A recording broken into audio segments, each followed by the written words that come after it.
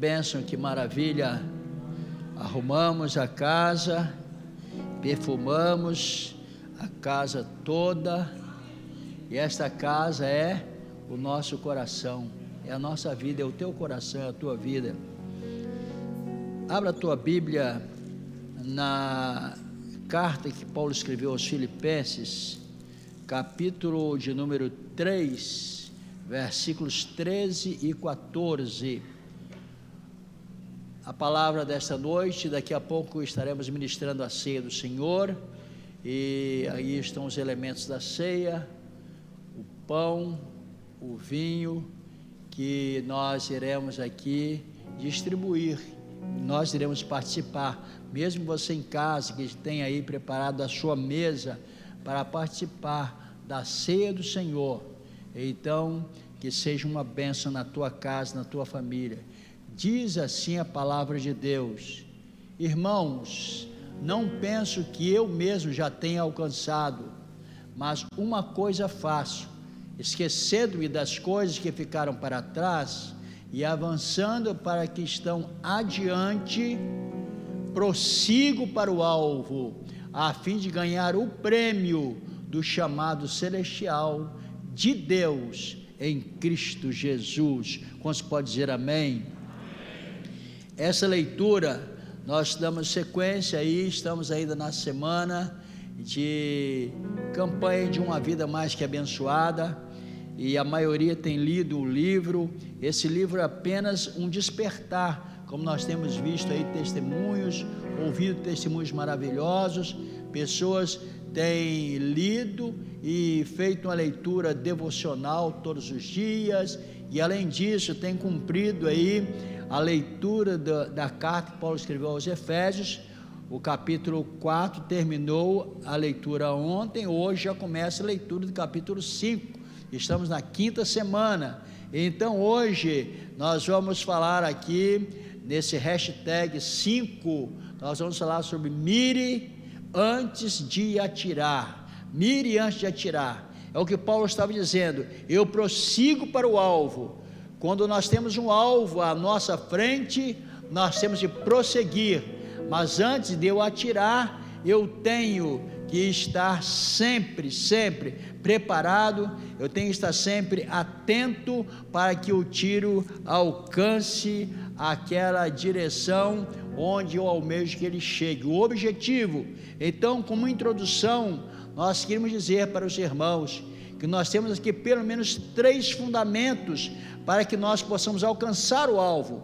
Para alcançar o alvo, eu estou falando, e aqui eu não coloquei imagem, ia colocar até imagem para o Catito lá, mas eu esqueci de mandar, de um campeão de arco e flecha, que ele estava lá no arco e flecha. Se eu colocar foto, vocês vão conhecer, ele é bem conhecido aqui da igreja.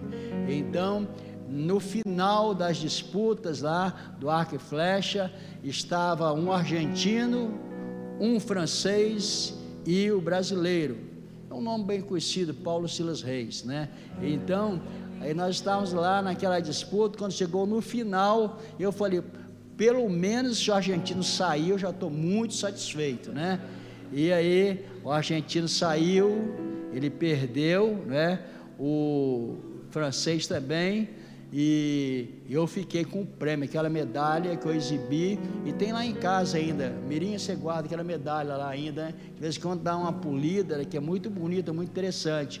E eu aprendi que para você desempenhar o arco e flecha e alcançar o alvo, você precisa de pelo menos 3 fundamentos. 3 fundamentos. Esses 3 fundamentos são primordiais. Quais são os fundamentos? Você tem que ter concentração, o segundo é postura, e o terceiro é a respiração. Como que é a concentração?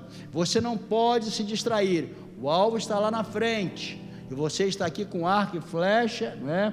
Você vai esticar o arco e vai soltar a flecha para chegar lá. Você tem que estar concentrado, porque principalmente aqueles opositores que estão ali fazendo a torcida, no caso eram os franceses e os argentinos estavam torcendo para os franceses e argentinos, e a hora que o outro vai jogar a flecha, vai atirar, eles fazem barulho e tal, aquele negócio todo. Você não pode se distrair, tem que estar concentrado, não se distrair com nada, mesmo no interior da sua alma, da sua mente, porque muitas vezes a pessoa, quando vai lançar uma flecha, tem um objetivo, em qual área seja da sua vida, ele muitas vezes se distrai interiormente, porque ele está pensando: olha, será que eu vou conseguir mesmo? Será que eu vou acertar aquele alvo? Parece que o da direita é melhor, o da esquerda é melhor, eu acho que eu não vou conseguir, mas esse povo está com a torcida maior, mas eu vou me distraindo dessa forma e acabo errando. Mas se eu me concentrar no alvo, me concentrar que eu estou bem preparado, então eu vou soltar a flecha, e a flecha vai alcançar o alvo. O segundo fundamento é a postura. Você não joga uma flecha, não atira uma flecha assentado, você tem que estar em pé, ereto, não é isso, João Marcos? Tem que estar ereto, né? Posição ereta, você tem que estar numa posição bastante firme, apontando para o alvo, firme, sem tremer, apontando para o alvo. E a terceira lição que nós precisamos aprender é a respiração. Sempre quando vai soltar a flecha, viu, pastor Wagner, você respira. Quando você respira, como você faz? Você enche o pulmão, né? Enche o pulmão de ar. Aí tem pessoa que pensa que nessa hora é a hora exata dele soltar a flecha. Não, você só pode soltar a flecha no final da expiração. Enche o pulmão de ar e depois solta. Quando você chega no final da expiração, aí você solta a flecha, e a flecha, se você está apontando certo, vai alcançar o alvo. Da mesma forma, na nossa vida diária, cotidiana e na vida espiritual, nós temos que ter concentração. Eu tenho um objetivo, meu alvo é os céus. O meu alvo é chegar nas mansões celestiais com Cristo Jesus e viver com Ele eternamente. Esse é o meu alvo, é o meu objetivo. Então eu tenho que estar concentrado. Talvez você vai ouvir alguns barulhos externos para te distrair, mas não se distraia com barulhos externos. Fique concentrado, a postura ereta, em pé, firme, não balance, porque o vento pode assoprar para lá e para cá. Você deve ficar firme para que você acerte o alvo. Em terceiro lugar, você tem que ter essa respiração controlada. Tem pessoa que não controla a sua respiração. Quando você controla a respiração e no final da expiração, aí você vê que você não move mais, a sua mão não vai tremer, você vai acertar com facilidade o alvo. São princípios que tem o arco e flecha. Se fôssemos falar aqui de outras coisas na vida cotidiana, jogar bola, eu não sei, nunca aprendi, porque na minha época, jogar bola, viu, pastor Enio? Jogar bola na minha época era proibido para crente, né? Até bolinha de meia era proibido, não podia jogar. Acabou que a gente ficou assim meio perna de pau, né, no futebol. Não me chame para jogar bola, que eu não sei, né? Mas essas outras coisas a gente dá umas aulinhas aí, né? Então, mas na realidade, quando vai jogar bola, você olha, quando vai bater um pênalti, não é isso? Os nossos irmãos que estão ouvindo aqui, que estão atentamente, irmão Félix, estou vendo que ele está atento. Então eu sei que ele gosta, quem sabe, de ver um jogo. Quando chega na final, se está 0-0, é preciso uma decisão no pênalti. Se imagina a responsabilidade do batedor de pênalti, não é isso, Magu? É difícil, ele tem que concentrar, ele olhar lá para o gol e a bola. o objetivo dele é acertar essa bola lá. Então ele não pode ficar ouvindo torcida gritando aqui, gritando ali, e principalmente se tem um goleiro lá que é bem grande, cabeludo, está lá no meio, né? Você não se assuste, porque a bola vai acertar, né? Vai acertar no canto que você pensar. Então você tem que acertar a bola, o alvo é lá. Então você pensa e chuta e vai acertar. Isso é batendo um pênalti ou qualquer outro esporte. E na vida cotidiana nossa, eu tenho um objetivo, e o meu objetivo será alcançado quando eu estou caminhando na direção certa. Eu tenho uma sobrinha aqui, que é a Nath, que é de Nath, faz assim, Nath. Ela tinha um objetivo na vida, desde bem pequenininha. Ela não cresceu muito, mas evoluiu bastante, né, intelectualmente, mas aí ela tinha um objetivo, e o pai e a mãe ficaram muito preocupados, apreensivos, não é isso, Cris? Ela falou: eu quero me batizar no Rio Jordão, e as condições não são tão fáceis assim, para uma viagem até lá, e acaba que Deus foi mobilizando as coisas, as pessoas se organizaram, nós fizemos uma caravana até lá em Israel, e passamos pela Turquia, e chegamos ao Rio Jordão. Foi um dos momentos mais emocionantes da nossa vida. Eu acho que a família, a Nath deve guardar aquela capa, não foi? Que foi batizada lá, com as nossas assinaturas também, e foi tão bonito quando pudemos batizá-la no Rio Jordão, onde Jesus foi batizado. Era um desejo, um objetivo que ela tinha, e chegou até o ponto de cumprir esse objetivo. Então os nossos objetivos, os nossos alvos, eles serão alcançados se nós concentrarmos, tivermos postura e tivermos a respiração certa, quer dizer, saber o que nós queremos para a nossa vida. Alguns exemplos bíblicos encontramos. Por exemplo, uma certa ocasião, um rei, o nome dele é Jeoás. Esse rei, ele estava em conflito com a Síria, o rei da Síria. Ele era rei de Israel e o rei da Síria, não é isso, professor Eunice? Jeoás, livro dos reis, segundo livro dos reis, capítulo 13, versículos 15 a 19, eu não vou ler para nós ganharmos tempo, mas ele estava em conflito, e esse conflito era tão grande, que tinha um profeta, um homem de Deus.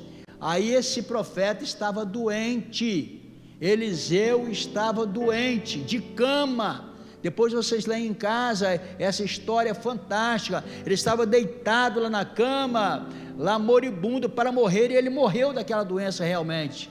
Aí a gente não sabe direito que doença foi, mas foi uma doença terminal. Mas lá da cama, o rei chegou e falou: olha, eu vou te dar a dica para você vencer, a dica para você acertar o alvo, que era o exército da Síria. Ele falou: olha, você abra a janela,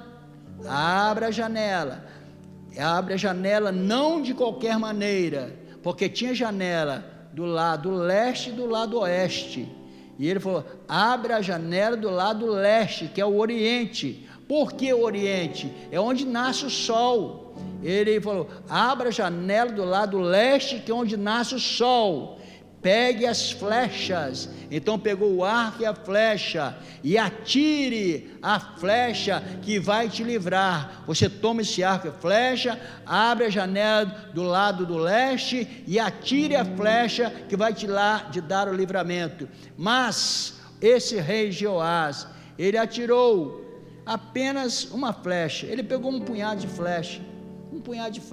É como você pegar outras armas e pega alguns cartuchos, algumas munições, e aí você dá um tiro só. Ele pegou, atirou poucas vezes. O profeta falou: olha, se você atirasse 5 ou 6 vezes, você teria vitória. Então você terminou um pouco antes. Isso é um lado da história que nós precisamos entender. Deus nos dá hoje oportunidades. Essas oportunidades é de nós mirarmos antes de atirar. Tem muita gente quebrando a cara, numa linguagem bem popular, muitas pessoas se arrebentando, mesmo em negócios, mesmo na vida espiritual, porque muitas vezes fazem as coisas sem estudar bem, sem analisar bem, sem mirar. Mas Deus está dizendo esta noite: eu te trouxe aqui para que você mire antes de atirar, e você vai acertar o alvo. Aí nós vemos que aquele rei Jeoás não foi bem sucedido. O profeta morreu, Samuel, mas ele ficou com a sua guerra ali terminada. Um outro que eu me lembro bem, e vocês conhecem tanto, a história de Davi e Golias, né? Nós vou requisitar aqui da nossa recepção uma caneca mais bonita, viu, Leandro? Fica feio de beber nesse negócio aqui, mas a gente vai arrumar. Se alguém quiser, o Marquinhos falou aí, né? O Marquinhos falou aqui, se alguém quiser doar alguma coisa, é isso aí, né? E pode colocar uma caneca bonita, tem muitas canecas, aí tem ali ADR ali, bonito, né? E a gente vai beber essa água, e aí a gente pode beber até outra coisinha aqui, um chá, um negócio, né? Na hora que está pregando, né? Para melhorar a voz, não é isso? Vai ser muito bom. Por enquanto vai na garrafinha de água mesmo, de plástico, né? Eu tiro aqui geralmente o rótulo, porque eu não quero fazer propaganda. Se eles me pagarem, se aparecer alguém que quer investir aqui na DR, eu coloco aqui a propaganda, não é isso? Se não, fazer propaganda de graça não dá certo. Está passando para o mundo todo isso aí, né? Então, na realidade, Davi e Golias, olha que história fantástica. O Jeoás, o rei, ele tinha muitas flechas na sua mão, atirou uma só, e ele precisava de mais, atirar mais para ser vencedor. Agora isso fala de oportunidades. Davi e Golias. Golias é aquele homem de todo tamanho, de aproximadamente 3 metros de altura, cheio de armas fortíssimas. E vem Davi com o seu alforje, o seu embornal, a sua sacola e aquela lança ou atiradeira, como dizem aqui em São Paulo, é mais atiradeira, né? A gente chama de seta, atiradeira, o estilingue, né? Bastante falado também, estilingue, era mais ou menos o estilingue que o Davi tinha. E passou na beira do ribeiro, pegou. Quantas pedrinhas ele pegou? 5 pedrinhas ele pegou. Eu não sei, não fala a quantidade que o rei Joás pegou de flecha, mas ele pegou um punhado de flechas e atirou pouco. Davi pegou 5 pedrinhas para enfrentar o grande gigante, esse gigante Golias, que atemorizava todo o povo de Israel.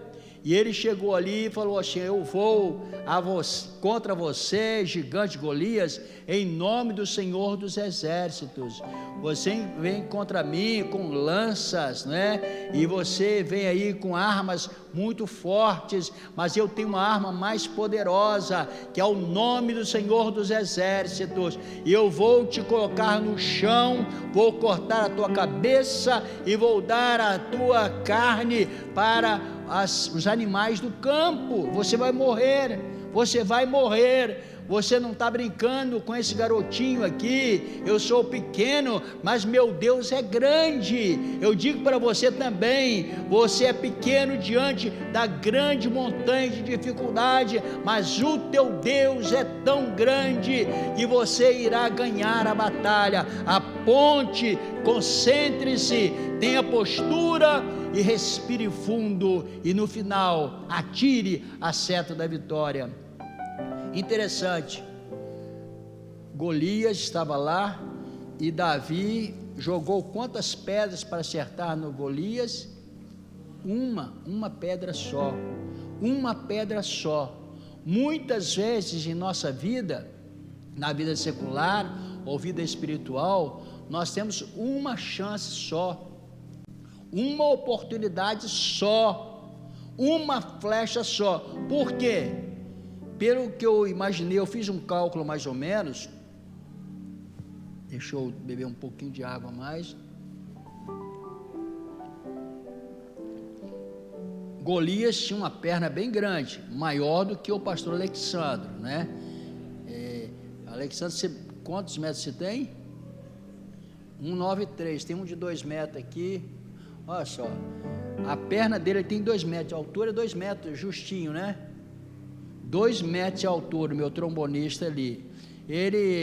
As pernas dele são grandes. Imagina se o cara joga uma flecha em você, uma pedra com estilingue, ou com a seta, com a tiradeira, e ele erra, você corre e pega o camarada, porque o baixinho lá tem a perninha curta, até ele arrumar, pegar outra pedrinha lá do embornal e colocar lá na tiradeira, o gigante já pegou.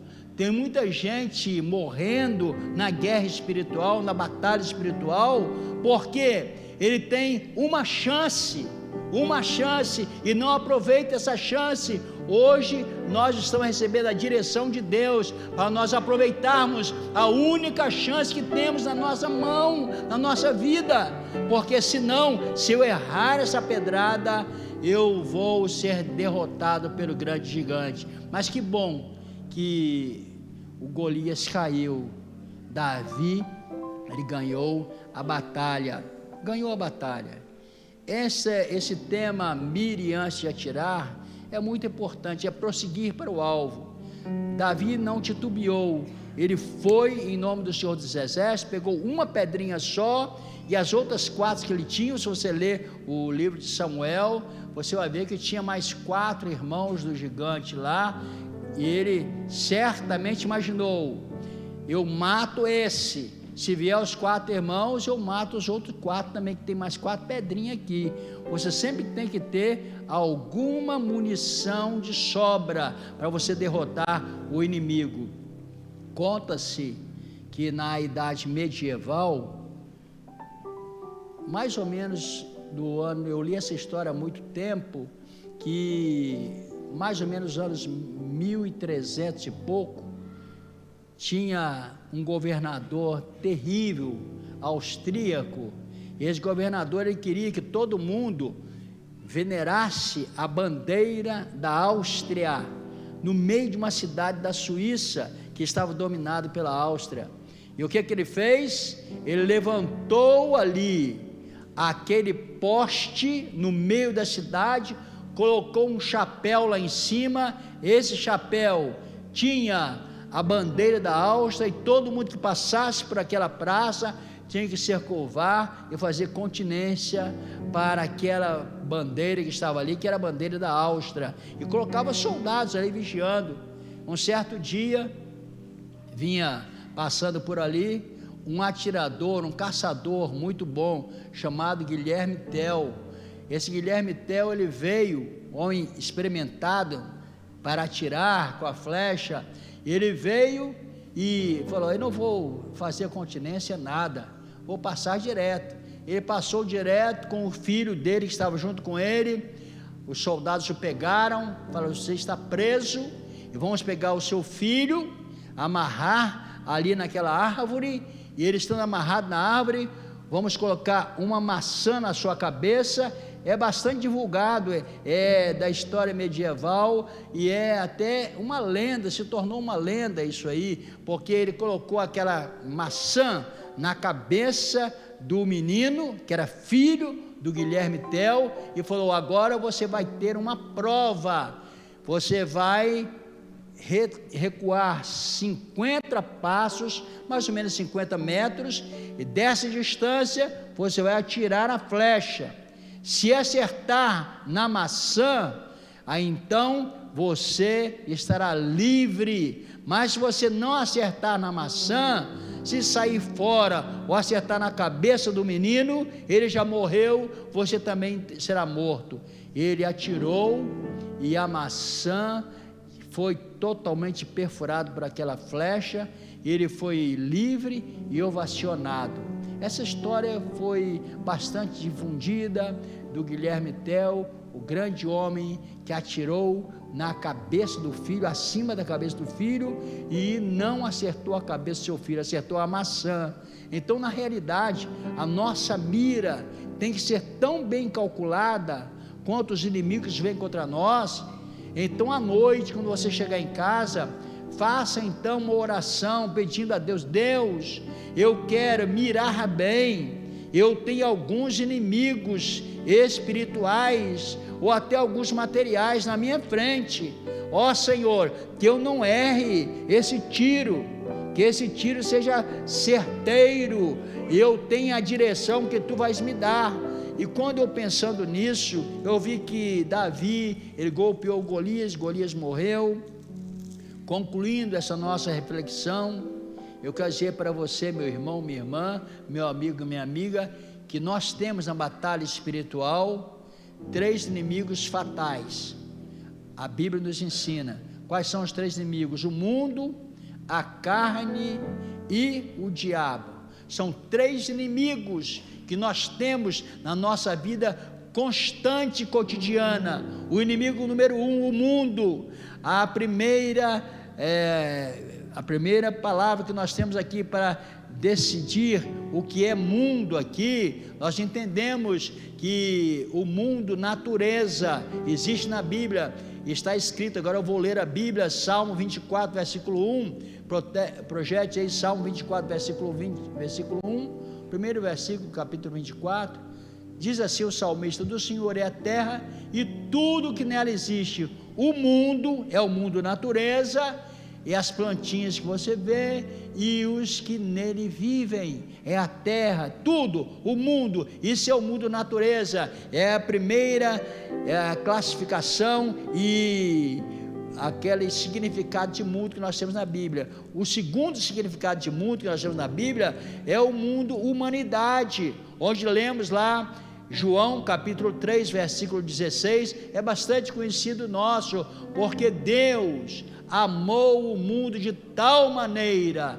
que deu o seu Filho unigênito, para que todo aquele que nele crê não pereça, mas tenha vida eterna. Então esse é o mundo humanidade. Esse mundo humanidade é o mundo em que nós estamos inclusos, cada um de nós.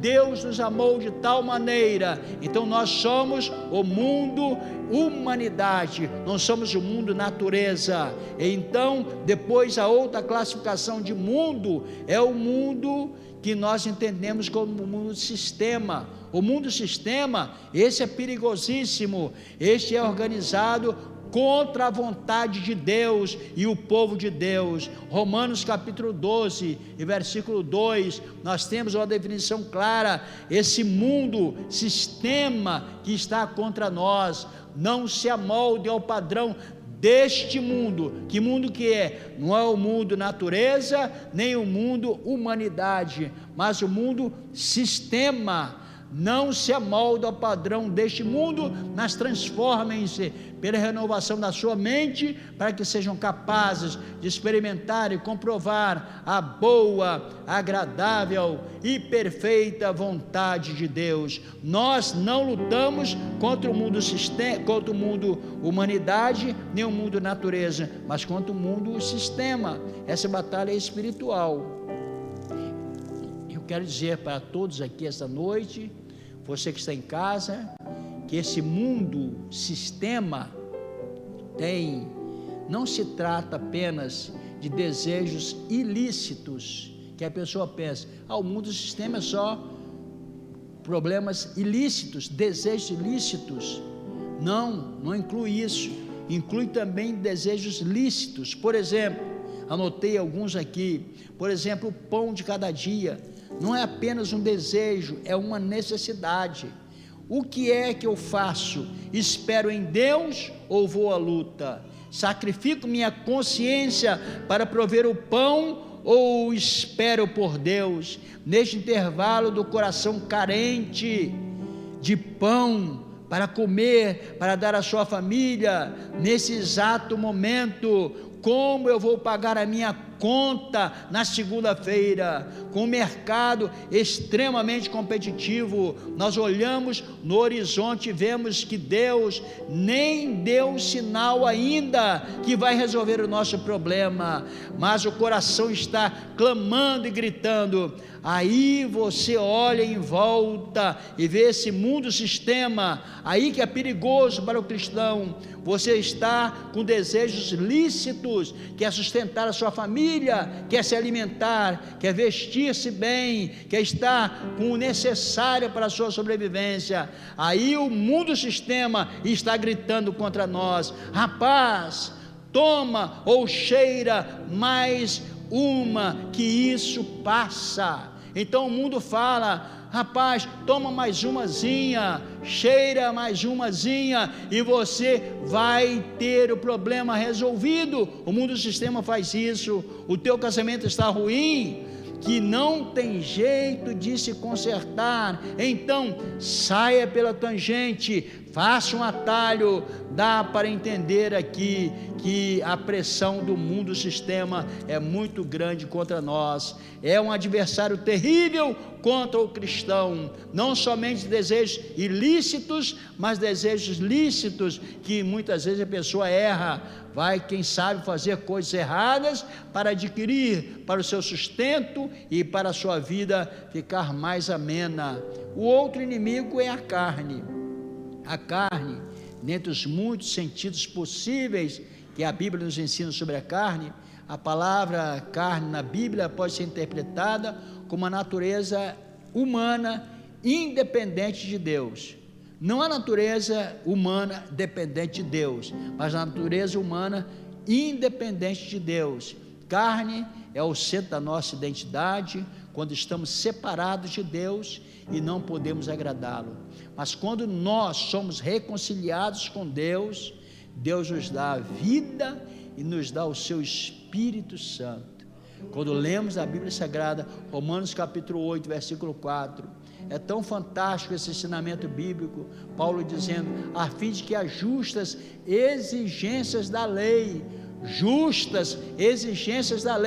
fossem plenamente satisfeitas em nós, que não vivemos segundo a carne, mas segundo o Espírito. Nós somos reconciliados. Já ouvimos aqui uma canção que falou de reconciliação, reconciliados com Deus. A carne, ela ainda existe em nós, por isso é que nós cristãos vivemos a luta da carne contra o Espírito. A carne é a nossa natureza humana, e ela pode se rebelar ou ela pode se render. Que esta noite seja noite de rendição, que a nosso corpo, nossa alma e nosso espírito se renda. Então, quando fala de carne, natureza humana, tem que se render ao Deus Todo-Poderoso e não pode ser totalmente rebelada. O terceiro inimigo é o diabo. O diabo é o terceiro inimigo. Eu falei de um, que é o mundo, outro é a carne, e outro é o diabo. O diabo, a maioria já ouviu falar bastante, e nós nem gostamos de fazer muita propaganda dele, mas devemos falar contra ele. O diabo é apresentado na Bíblia como um anjo rebelde. Ele não é um Deus em oposição a Deus. Tem pessoa que pensa que o diabo é um Deus com letra minúscula em oposição a Deus. Não tem esse Deusinho com letra minúscula que opõe-se a Deus Todo-Poderoso. Ele não suporta. Nós sabemos que esse Deusinho não existe. Ele é um anjo criado e está no degrau de baixo, muitos e muitos degraus abaixo do status de divindade. O diabo, ele está muito abaixo. Então, meu irmão, minha irmã, não fique com medo do diabo, porque ele está muitos degraus abaixo do Deus Todo-Poderoso que nós temos em nossa vida. Deus criou um anjo e esse anjo se rebelou. Esse anjo afrontou a autoridade de Deus e desejou sentar-se no trono de Deus. A Bíblia chama esse anjo de acusador, maligno, homicida, pai da mentira, adversário dos cristãos, Deus desse século. O diabo é um ser espiritual, com inteligência, vontade e poder, e tem consigo um exército de espíritos malignos, que nós os chamamos de demônios. O diabo não é uma força, o diabo é a negação, não é a negação do bem, não é o lado ruim da pessoa. Tem pessoa que fala, todos nós temos aquele yin yang, não é? Muitas vezes, na linguagem mais chinesa, tem esse yin yang, não é? Então, o lado bom, todo mundo tem, o lado bom e o lado ruim, tem um pouco de diabo em si mesmo. O sangue de Jesus tem poder. Para trás de mim essa palavra. Então, dentro do meu coração não tem um pedacinho do diabo, tem somente Deus. Deus completa todo o nosso coração e todo o nosso ser. Então o diabo é um ser espiritual, é uma personalidade, ele existe independentemente se você achar que ele existe ou não, ele age, você crendo ou não crendo. O interesse do diabo em relação a nós é a nossa destruição completa. Pode crer nisso. O diabo, ele quer te destruir, ele quer me destruir, mas eu creio nessa palavra. O interesse do diabo é esse. O diabo, ele é aquele que toma, é aquele que suga, é aquele que absorve ou pretende absorver tudo em si mesmo. Mas glória a Deus, que o meu Deus, que o teu Deus é aquele que se dá, é aquele que se transborda de si e é aquele que compartilha o que é conosco. O diabo luta contra nós basicamente com tentações, com opressões, e se você der lugar a essas opressões, você pode até ser possuído. Mas nós temos conosco algumas armas que nós temos que mirar nesses inimigos que nós temos, que nós falamos aqui de 3 pelo menos: o mundo, a carne e o diabo. Quando nós apontamos a arma para ele, uma arma poderosa é a palavra de Deus. A palavra de Deus é uma arma poderosa. Eu estou mirando antes de atirar, não adianta você atirar sem mirar. Eu tenho comigo também o nome de Jesus, que é todo poderoso. Eu tenho então essa arma poderosa, a palavra de Deus, o nome de Jesus, e outra arma poderosíssima é o sangue de Jesus Cristo. O sangue de Jesus, ele nos guia, nos orienta, nos purifica de todo pecado, porque se nós andamos na luz, assim como na luz ele está, nós temos comunhão uns com os outros, e o sangue de Jesus Cristo, seu Filho, nos purifica de todo pecado. As armas que temos são estas, então nós não podemos ficar temerosos. Mire antes de atirar. Você tem as armas nas mãos. Tem pessoa que tem a arma do nome de Jesus, tem a arma da palavra de Deus. Eu estou carregando a palavra. Irmão, o diabo, o mundo e a carne não respeitam um livro preto ou azul. A minha Bíblia é azul, né? Eu gosto muito da cor azul, então a minha Bíblia é azul. Ele não respeita isso, livro. Ele respeita a palavra de Deus. Ele respeita, ele sai em retirada, ele respeita. Então essa arma, não adianta eu chegar em casa e ficar limpando a minha Bíblia. Aqui é a palavra de Deus, vou limpar, deixar bem limpinha, que o diabo vai sair em retirada. Não, eu tenho que tê-la no meu coração, na minha boca, para falar, e o diabo vai sair em retirada. Eu vou acertar o alvo. Esse acertar o alvo é isso, mirar antes de atirar, e o sangue de Jesus está à nossa disposição também. Eu glorifico a Deus por isso, que nós sejamos abençoados, guardados e dirigidos, porque Paulo falou: eu prossigo para o alvo. Eu tenho um alvo na vida. Quando se fala de vida espiritual, eu tenho alvo na vida material, tenho, você também tem. E quando nós temos alvo, nós vamos prosseguir para o alvo. Não pode olhar nem para a direita nem para a esquerda. Pode haver alguns barulhos da direita, da esquerda, na frente, atrás, mas a minha pontaria está lá, e eu creio que nós chegaremos na vitória em nome de Jesus.